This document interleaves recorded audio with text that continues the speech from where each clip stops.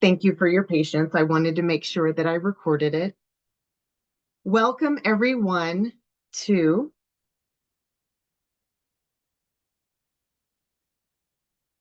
We Ain't Joking. The library frontier, true grit is where it's at for the library these days. And we could not have found better folks to panel and talk about important issues.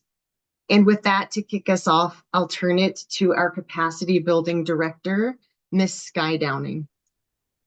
Hi, everyone. Welcome. I see that several of you are joining us again, have been with us all day throughout our Day of Equity sessions. So welcome back for those that are joining another session. We're just past the midway point in the day and super excited about this session.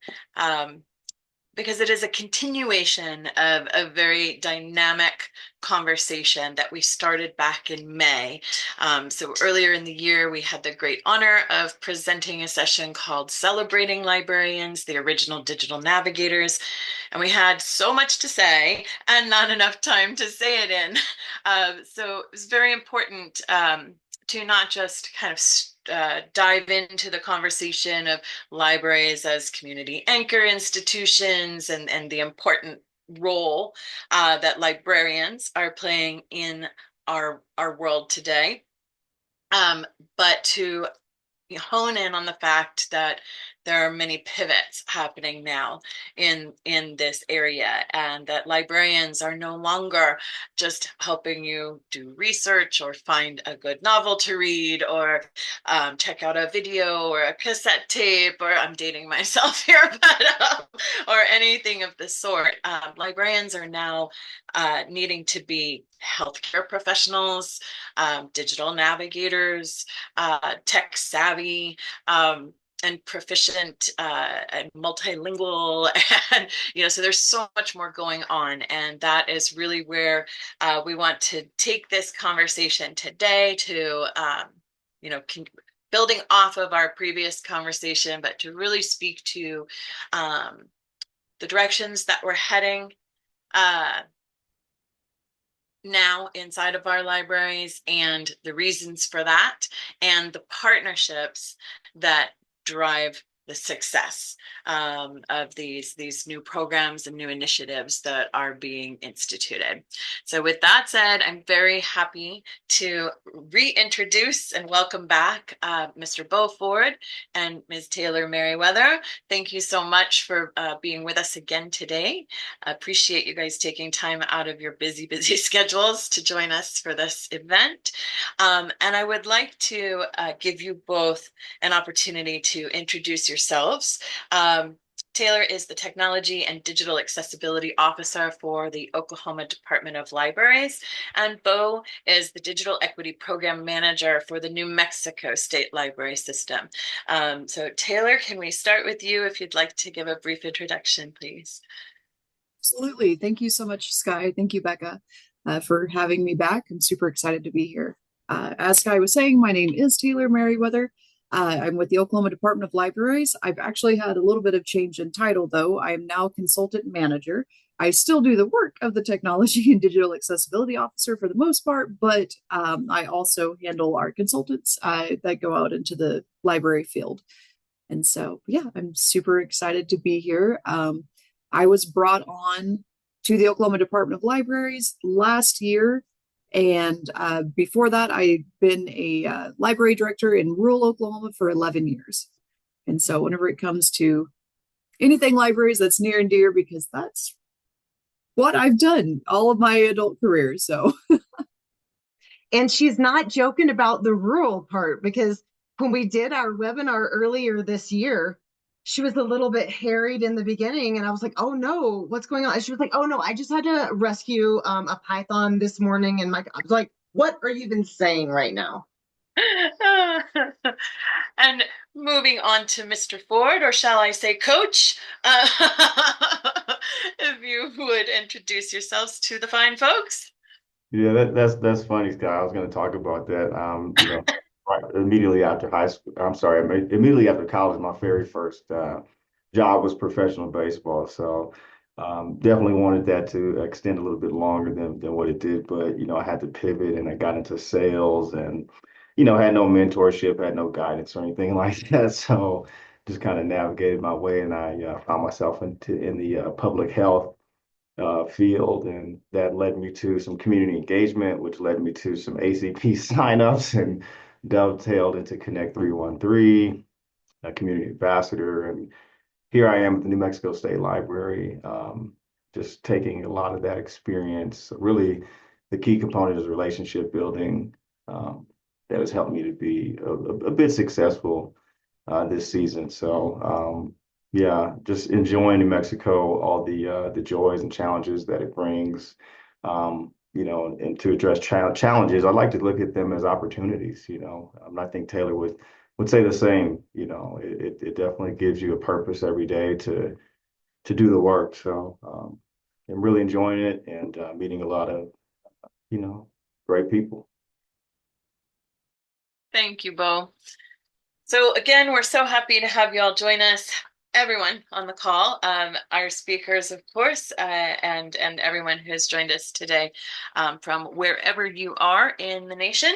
Um, Want to dive right in because we do have a lot to talk about, and I'd like to take a moment for you each to highlight your specific state's library efforts and victories and what you've been up to most recently. All right, I'll jump in on that. So with Oklahoma, we have 222 public libraries throughout the state. That is a mix of library systems as well as municipalities. So Oklahoma has 77 counties, and we are fortunate enough to have a library in each of those 77 counties.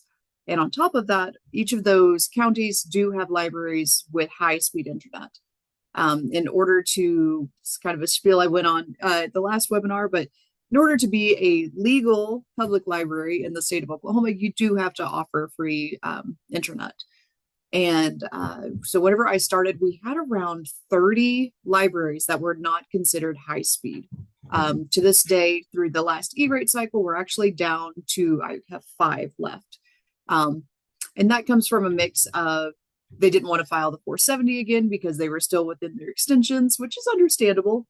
But the goal this year is to make it to where we have 100% high-speed internet coverage statewide for the libraries. And what other things that I've been working on, of course, digital equity. We did not go after the competitive grant, and so we are thinking more on the capacity side and what we can do there. But we have also partnered with another state agency to bring digital navigators and large screen device lending to our libraries within the state. We're going to be running a pilot program within the next year.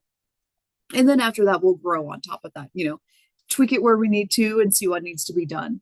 And so that's very exciting for us. That's something that I've personally been working on since January, and contracts are being signed. So it's a very exciting time right now in Oklahoma. And it's just, it with this type of funding that is available, and I've heard this before, and I'm sure everybody on this call has heard it. This is a once in a lifetime type of funding that is out there. And so having the privilege to be an ambassador for that, for the libraries in the state is an honor. And I love what I do. And so there's a little bit of a highlight. We'll get into some other things here in a bit. Thank you, Taylor. You have been busy. That's much has happened since even last we spoke. So, and Bo, I know you've been busy too. So let's have it. What's Yeah, the no, good it's news? great to be in the same space as yourself and Taylor. Just certainly blessed to just know you guys. So thanks again for the opportunity. But nonetheless, as Taylor mentioned, we have 130 libraries, but we rank fifth in size here in regards to our land mass and 46 in population. So there's a big contrast to people and our rural landscape. And we have 130 brick and mortar libraries, and about 80% of those libraries are connected to fiber. So me stepping into the role in October, this role was filled by someone that's now with the Office of Broadband, and they've taken that E-rate work with them. So I say that to say I get a chance to exhale because if anybody knows anything about E-rate, it's super complicated and it's a lot. So that allows me to focus primarily on digital equity and getting a lot of the the resources out to libraries. And a win for me is that simply when I share something on the listserv, someone responds. It was a dark place, up until what, April, May, and then it, began to kind of take a life of its own. So in this time, and since October till now, we've been able to secure about just under $1 million appropriated legislative dollars for our digital equity initiatives, which is a 1-year project. And we have Community Tech Network in there as well for some train the trainer training for our librarians. So I just want to shout out that project and the North Stars of the world and get set up. So that's a 1-year pilot that we're going to launch, and that's good because that positions us well for the capacity dollars. So now when we write for the capacity dollars, we'll have some progress to show. And the partnerships will be there. So that also takes an effort to have a good relationship with the people that are giving you the money, which is the Office of Broadband. So just want to shout out those guys and the hard work that they're doing. So on top of that, we've recently onboarded 2 digital navigators in the city of Albuquerque, Emma and Olivia. I think Olivia is on here. They're just so hardworking, and I spent 2 weeks with them training them, and it was kind of like off the cuff. I'm not going to say that it was, super, formal, but it was just like, hey, here's everything I know about digital equity. I think this would be helpful. And, we've since created like a foundation for ourselves, accountability, consistency, intentionality, open-mindedness, and it just kind of builds and builds. And we just recently had our second annual Digital Equity Summit. We had over 100 people sign up for that. About 70 people or so were in attendance. That was great. I had a chance to lead that.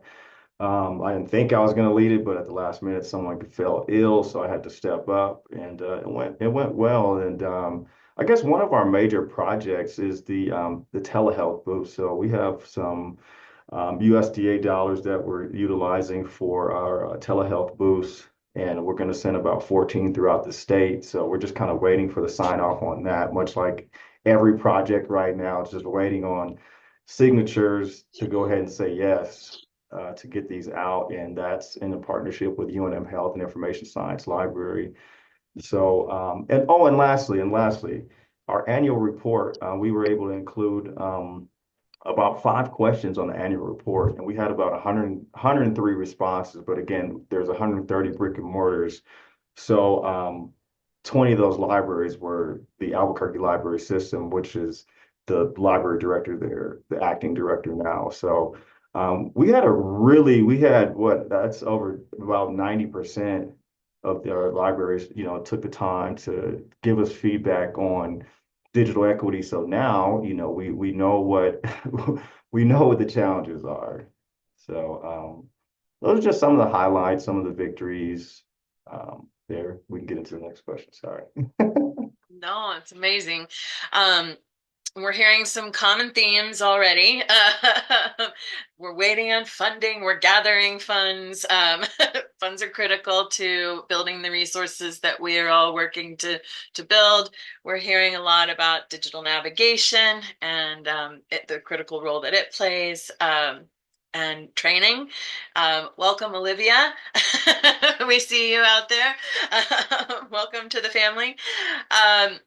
Let's dive a little bit deeper into some of the challenges that your states face and your state libraries face in Oklahoma and New Mexico specifically because of the extensive rural footprint and tribal lands and so on and so forth. Can you speak to the unique opportunities and challenges that you face in this landscape?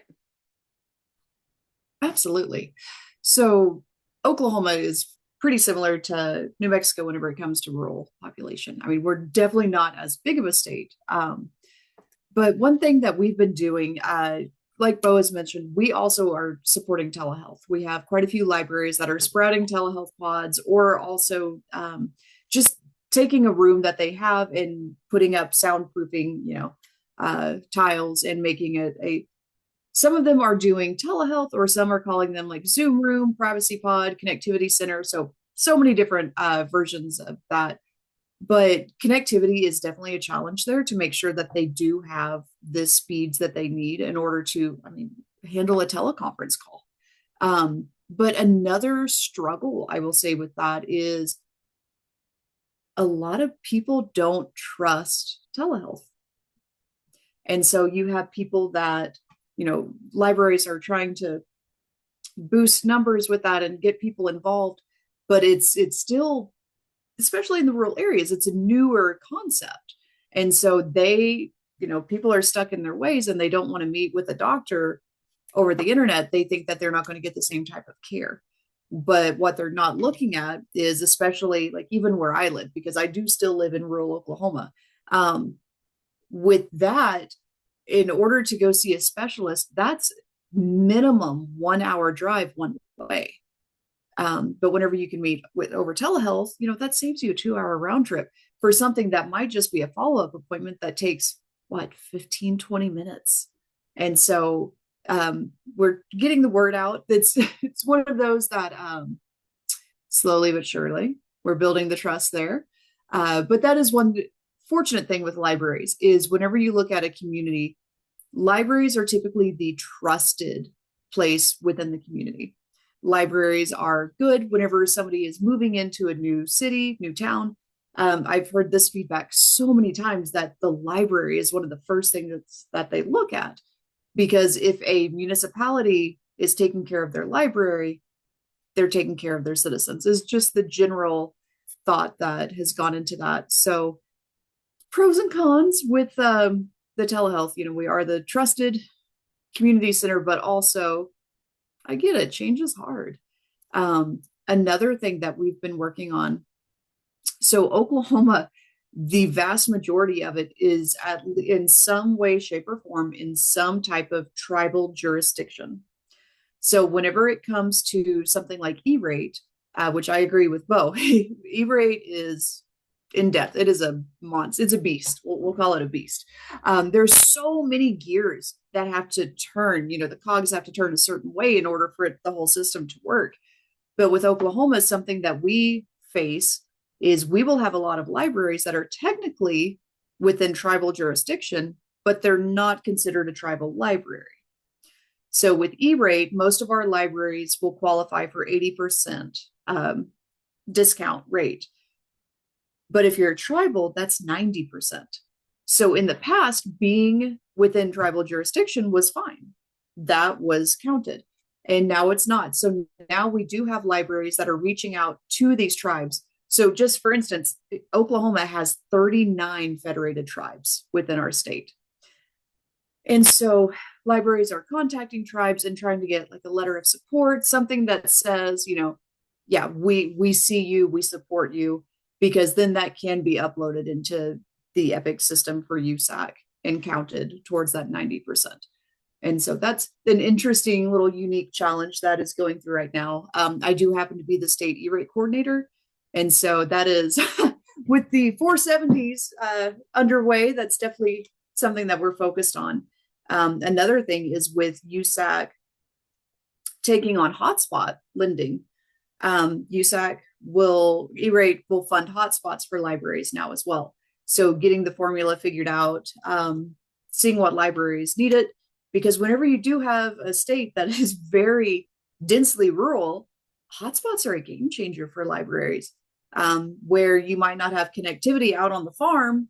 There's not fiber out there, but you can check out a hotspot and at least receive high-speed internet. And I know that we're not unique in these challenges, but these are for sure our challenges. So I would I would start with the challenge is more internal, being that it's just me. I'm a team of one, and I cover, a very large state. And if a library isn't an hour and a half, it's like 3 to 4 hours. So that definitely presents a challenge. And the other challenge is that it's just a new digital equity is a new program at the state library and at the state level. So, just securing the resources and kind of getting the conversation going that, hey, digital equity is a thing.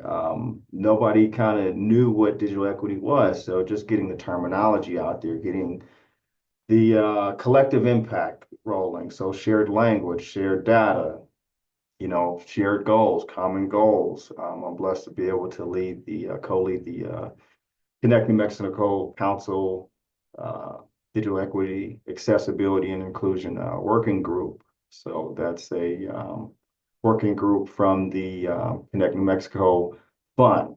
Um, and we've been able to bring a lot of digital equity practitioners to the table. And the fact that we had like over 70 folks show up for our second Digital Equity Summit, that's a big turnout. That is a very big turnout in regards to, I guess, programmatic challenges.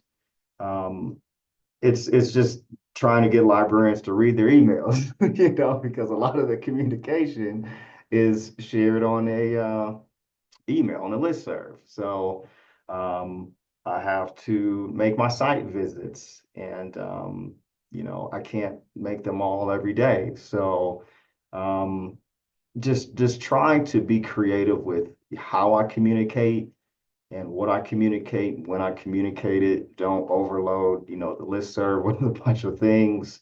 If I have to make a phone call, any chance I get to, sit in front of a librarian, I don't take that for granted because that might be the only time I see that person in a year. It could be.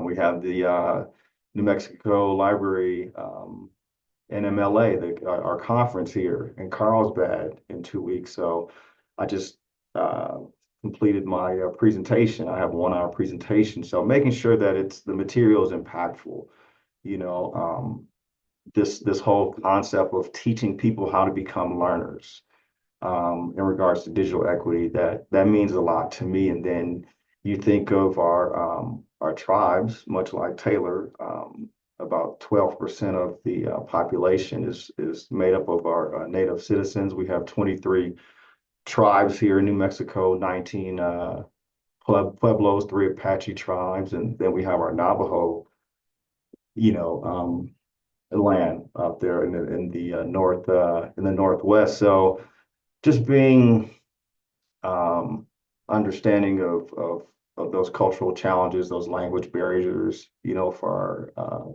ethnic minority residents here. We're over 60% ethnic minority in this state, so it's a great minority majority state. And some of the wins are, a lot of our tribes have already about 25 projects have been funded, so our tribal telco projects, getting broadband to our tribes.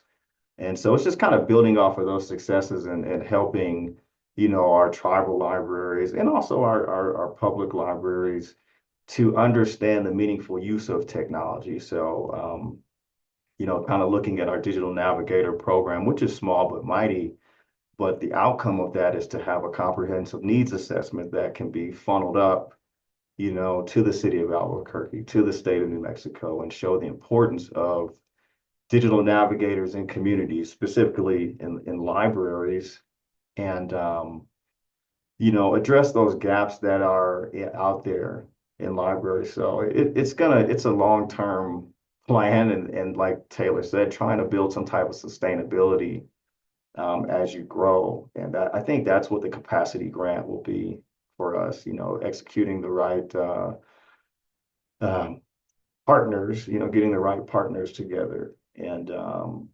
addressing, different needs with different services. That's what it's going to take. So you know, reimagining libraries. I keep saying this, we have to look at, the library, as Taylor said, as a pillar in the community. So, for librarians, it's what is the relationship with the city manager, with the mayor, small town mayor, with the education department there, with any nonprofits that are there, any local churches, anything. So just kind of bringing people together um, in the sake of building a strong community through the library. That's kind of like the main goal for me. Yeah, and we know that at the root of all of the work that we do, building that trust and and those relationships, those trusted relationships where the education can actually occur inside of that safe space is so critical to everything that we do. Um, Lots of challenges. The struggle is real.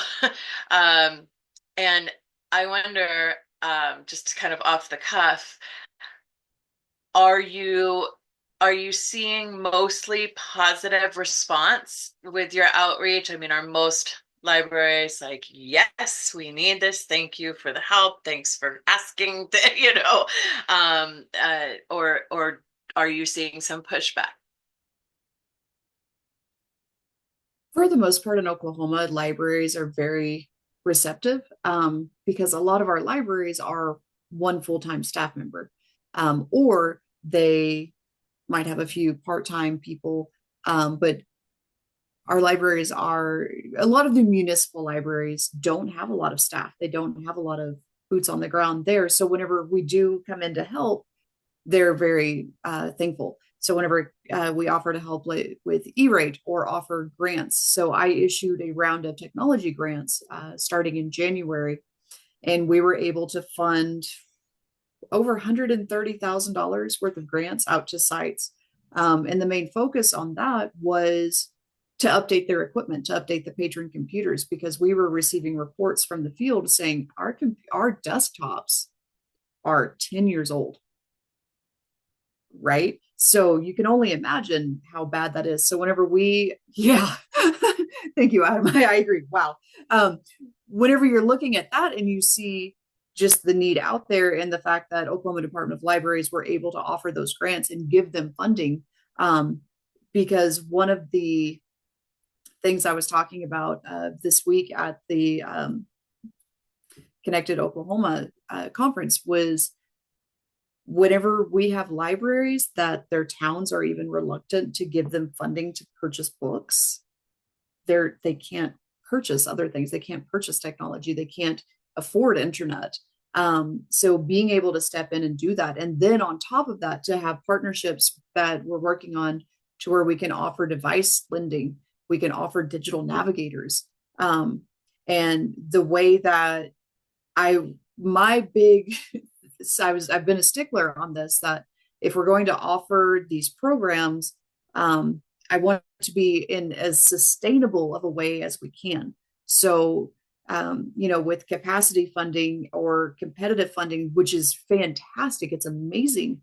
But I'll say it on here. I was reluctant to start like a digital navigator program where, are we going to hire people and train them, and then in 2 years we don't have the funding anymore because the grant has lapsed. So finding the state partner, we at least are looking at 5 years.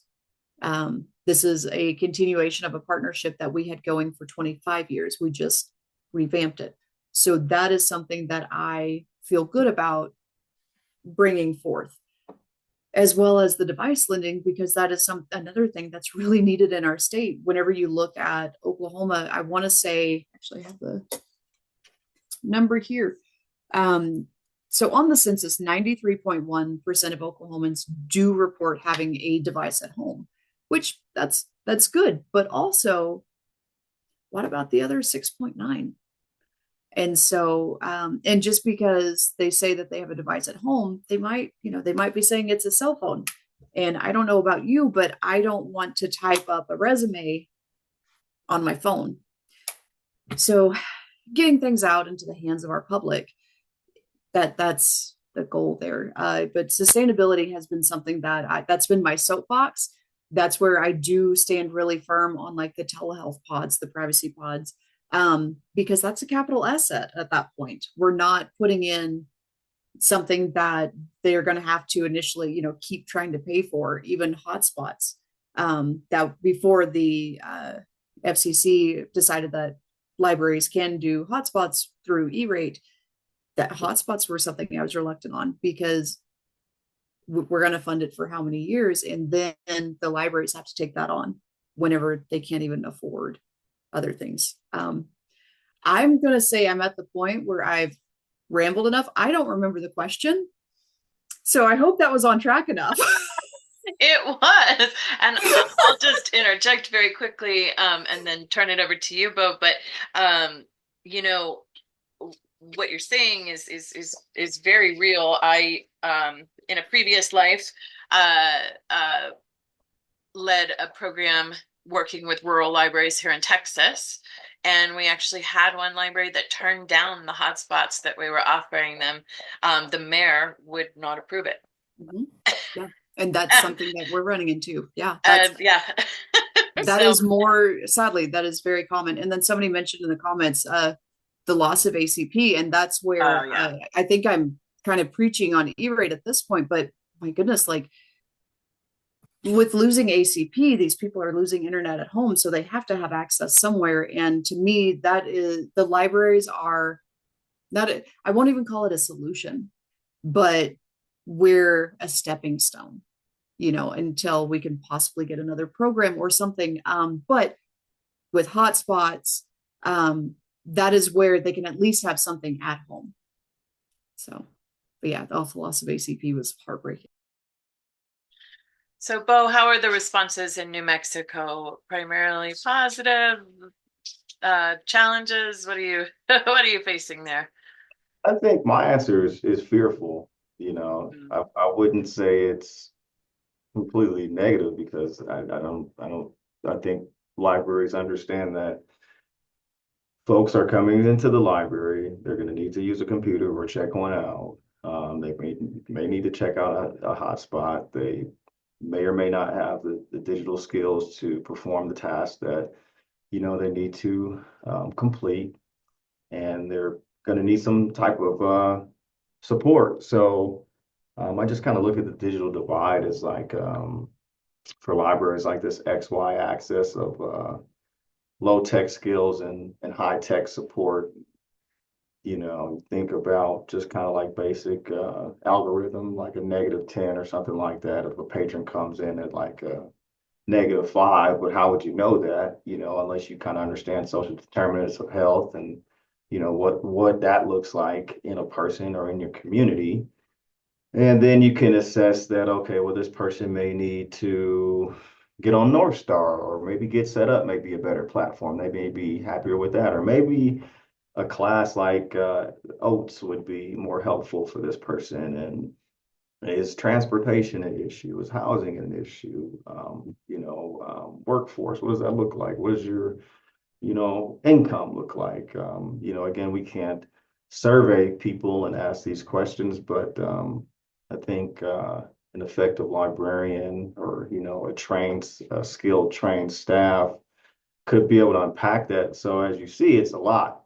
Digital equity is a lot. I mean, you have education, workforce, civic participation, just other essential services.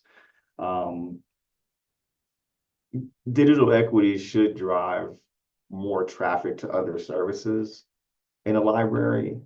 And I think it really can.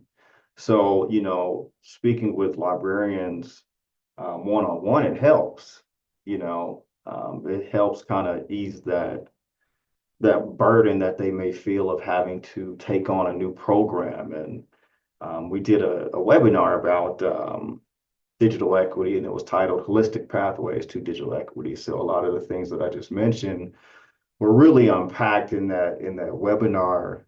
And I think that the breakdown was really just going from day-to-day activities, managing day-to-day activities to long-term strategic planning.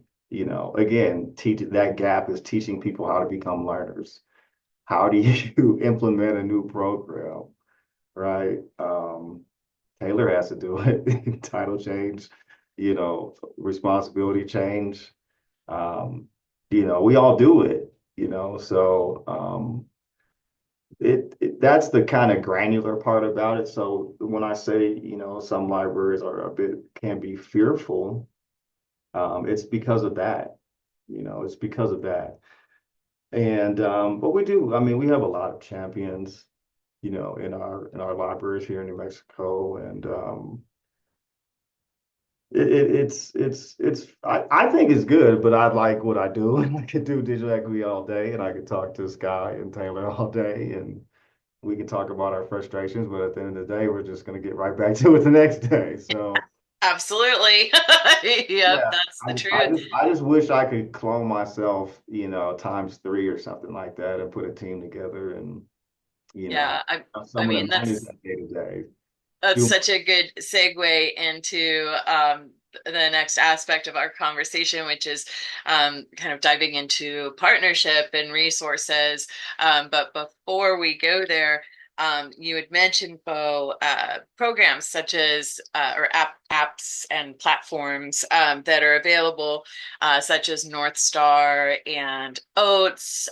We know GCF Learn Free. There's great opportunity online, free, accessible opportunity online for folks to learn. But the reality is that if they do not have home internet connectivity, if they do not have a device, and if they do not have the skills to safely operate that device and effectively access those programs, then those programs are only as good as the internet that they're posted in, so so it's these incredibly valuable tools, but we've got to get folks from low literacy to being able to asynchronously and autonomously on their own accessing these continuing education opportunities. So that said, um, yeah, we're stronger together, right? So we rely on one another. It can often feel in this line of work that you're on an island unto yourself. But the truth of the matter is, we're definitely not alone. There are so many of us out there doing this great work. There are so many champions in the landscape, and thank goodness for that. So let's talk about, some of the strategies that we deploy in partnership and what resources we're finding helpful, or even absolutely critical to the work that we're doing. What are we deploying day by day, in order to get the job done? So as far as partnerships and resources, I'm going to be super honest here.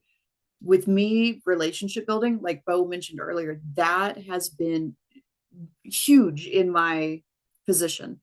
I think if it weren't for a lot of the relationship building that I've done, there wouldn't be things like this. Like Sky, I met you at a conference. We were on a panel together, and now I'm here with CTN's webinar. Um, I had somebody tell Heartland Forward, like, hey, you need to reach out to Oklahoma Department of Libraries and Taylor and tell them about this telehealth module that you have come up with. So Heartland Forward has a telehealth module for libraries that they partnered with PLA for. And so now they're going to do a kickoff on that in November at the Oklahoma Department of Libraries to train our librarians. So partnerships are massive. If it weren't for the previous 25 years of relationship with this other state agency, then we wouldn't be where we are today for the device lending and the digital navigator program. And so you never know where a conversation can land. Librarians out there, whenever I was a library director, I was flying home from a conference. I'm chatty. I don't know if you guys have been able to tell yet. But on the flight back, I struck up a conversation with the gentleman sitting next to me. Turns out he's the owner of an oil company, and he funded a grant for us just because I said hello. So you never know what's out there. Uh, get to know those in your field around you, like Bo and I. This, having Bo as a partner in this has been amazing. And like you said, yeah, there's days that we call each other and we vent because it's a safe space. So know your safe spaces, know who your resources are. But that's one where, like, especially with digital equity, and I've heard like Cindy Church in Virginia has said this. Oh yeah, always have the elevator speech ready to roll. Exactly. But Cindy Church in Virginia, she became a mentor of mine. And one thing that she said, which and I was already doing, but with digital equity, go to your state broadband meetings, go to those board meetings, make yourself a presence to when they're thinking like, man, I wish we had a resource on something. Who, oh wait, that Taylor chick at the Department of Libraries that is always hanging around, she might know something. So making yourself known is huge. uh and with that, we've gained access to a lot of different resources. I mentioned Heartland Forward just because that's the newest one that I'm working on. But also, uh, whenever you're working with different internet service providers, I've talked to one and I was talking about digital navigators and how that's a struggle where we are because we don't have the funding to keep it sustainable. That is my soapbox. I will repeat that. And he said, well, you know what? We have all of our support guys, and don't get me wrong, a lot of the time they're just sitting at their desk. What if we bring our support guys out to our local library once a month to do just, book a support guy? It's like, yes, yes, that is what we're looking for, something like that. So, just again, off the cuff conversation led to something great. So, sometimes you can be your own greatest resource if you're willing to chat. Gotta have those people skills, right? I guess to build off of that is like a social media presence as well. Um, just make sure you're branding your work, the right way. You're going to those meetings that way. Those civic leaders, they'll see you in those spaces, and they can attach a face with the work, and you can avoid the what does a library do nowadays conversation, which is what I get when I go in communities and small communities. The mayor or the governor doesn't really understand what the effectiveness of the library is, and there's been turnover. So, um, the day-to-day for me is looking at the NDIA listserv. I got to shout out the National Digital Inclusion Alliance. I'm not really chatty on there. Um, but, I would certainly love to see more librarians ask questions on there. We have the American Library Association Digital Equity Working Group that's well led by Megan and her team. Then you have IMLS, James Neal. He's always open to talk.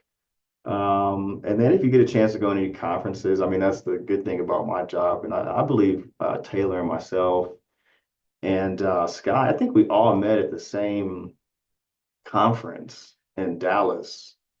Yep, And Connected America. yeah. Sky Yep. had just got off stage and we talked. And then Taylor and I, funny story, and I hope Taylor doesn't mind me saying this, but we were in the back of the room and waiting to speak or something. And I asked if she had a piece of gum or maybe she had a piece of gum. And it was like an orange trident. And I was like, wow, I haven't had an orange trident since like seventh grade. And we just fell out laughing. And we just fell out laughing, hit it off. And, to this day, we just call and chat about the work, honestly. Um, and then it's just kind of being open-minded to I guess the possibility of the direction of digital equity for your library, understanding, the competency level of your staff and understanding what's working well and how can we make adjustments and improve and things like that. So it's kind of like a lot of coaching, like Sky said, how can I teach people to become learners without telling them that?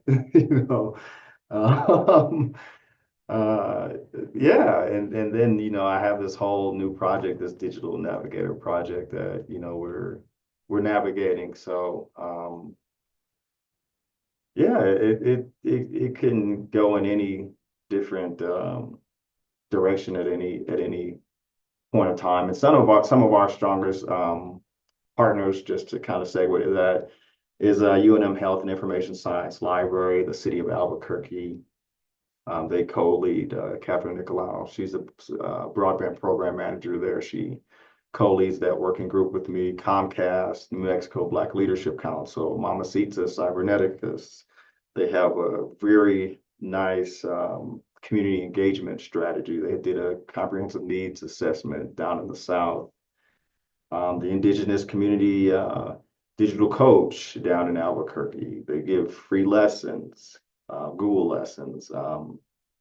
UNM Towers Hive, Digital Responsibility, American Connection Corps, our Public Education Department, our Office of Broadband, our Office of Workforce, Senior Planet U, UNM Office of Community Health, the Network of National Library of Medicine, Community Tech Network, World Education. So they've all played a part in our success here, and they all do different things. So it's just kind of like floating conversations. Things pop up, and we handle it. So that's my soapbox. Yeah, so I want to be conscientious of time because sadly it's hard to believe, but we're coming to the end of our time together today. And so before we kind of wrap up with final thoughts, I do want to talk about partnership and specifically what the competitive and capacity building funding opportunities are actually offering our libraries. And you both made decisions, in regards to which track you were going with that. CTN applied for competitive grant funding. We took the lead on one application, and then we are listed as subrecipient on several other applications. So, it's fingers crossed. We're all very hopeful that this funding comes down the line. But we also know that if not the competitive, next comes the capacity building funding, which is really that state by state approach to building on our resources and our partnerships, and so we know we're going to be able to dive into some training for you all, getting digital navigators trained up, but not just as digital navigators, but with a library focus. So we offer a module that has that library focus, and we also offer the wellness module as well. So I think both of you have partnered with universities or healthcare entities that are assisting with the community health part of your projects, which is incredible. But it's nice to know that we have these opportunities coming down the pipeline as far as the funding goes. Which direction did your entities go as far as competitive or capacity or both, and why? Yeah, so we didn't go after the competitive, but for capacity, what we're looking at, which those haven't been released yet. So this is in the draft form. Yep.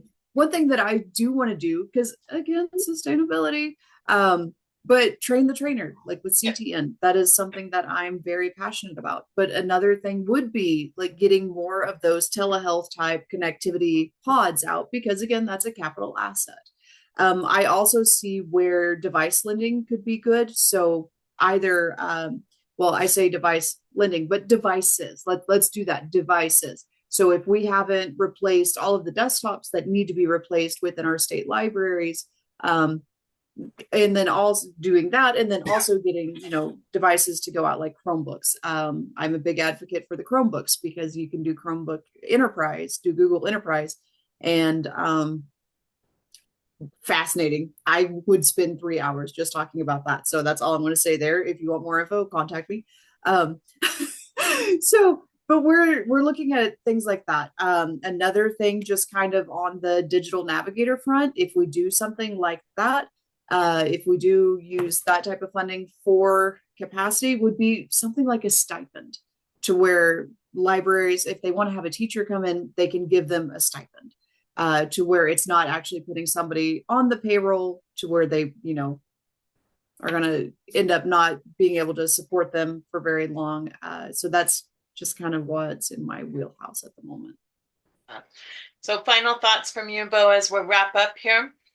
Yeah, so for the competitive grant, it was just too much of a turnaround for the state, especially Mexico. God bless this place, I love it, but to steward $5 million, that's just a lot.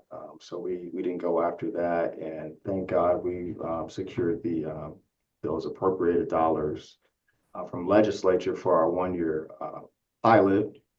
We secured the digital navigators through a funding stream of Comcast. And so for the capacity, we're looking at some computers, some devices, desktops. Actually, those will be laptops. So our desktops will come from a USDA grant, but those desktops will be for circulation and then the CTN training. So training for our librarians.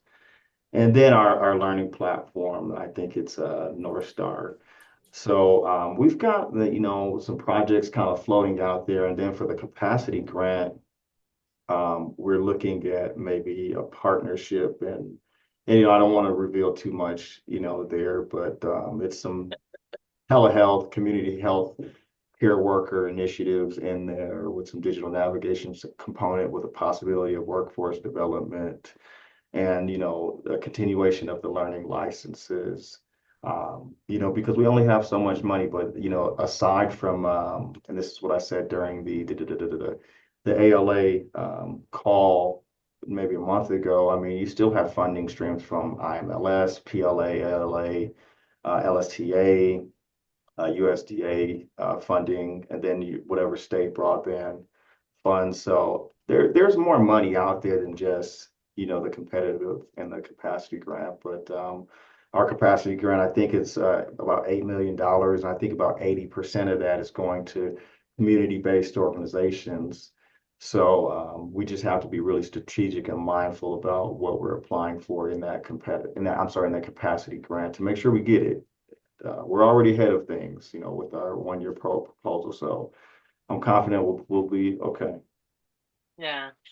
Well, as we wrap up today, our time, I really want to thank you both for your leadership in this landscape and just keep on shining, both of you. I am so fond of you both and really glad that we are all connected in this crazy world.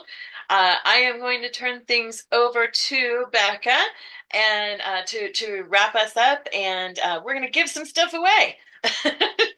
And you all know the drill because we've got some dedicated participants today, and I am here for it. And before we move into the giveaway, I also want to just echo Sky. In my time at CTN, I can honestly say that Taylor and Bo are two of the coolest people that I've met and worked with outside of CTN itself. And they are some of the most dedicated, knowledgeable, but also just like cool people. And I'm just going to ask you to bombard their inboxes if you have library questions and issues, because they're not busy. So in their free time, they can just respond to your concerns. But honestly, thank you so much. You guys, everyone knows the drill. I'm going to share my screen. And I just want to show you what we're giving away today. And you probably already guessed. That is our library course. CTN has an extremely robust online asynchronous course that is specifically designed for digital navigators of any level, supervisors, navigators, nonprofit organizations, larger organizations, and libraries themselves. But this one is focused specifically on libraries, as Adam mentioned in the chat, as such a unique community anchor point for society. And so in this course, we tackle patron needs, digital literacy resources, strategies that are specific for patrons of libraries, as well as extensive templates and resources that pertain to this field. This is an enormous value that we're giving away today. So let me stop my share. And in order to finish up on time, our next session is responsible social media. What? So I hope that you will join that. Do we have Philip Tapia? Yes, this is Philip. Philip, you won a free enrollment and I will be following up with you. Congratulations. Do we have Noah Haynes? Yes, I am here. Noah, you too, Hey. buddy. Get ready. And do we have Nina Ruiz? I'm here. Nina, all right. Congratulations. And we really look forward to following up with you. I'm going to make sure that we end on time. Thank you all for joining us during such a busy week in your busy lives and your busy day. A special thanks to Sky for organizing today, and for Bo and Taylor. You guys are just the best. That's all I'm going to say. Thank you all so much.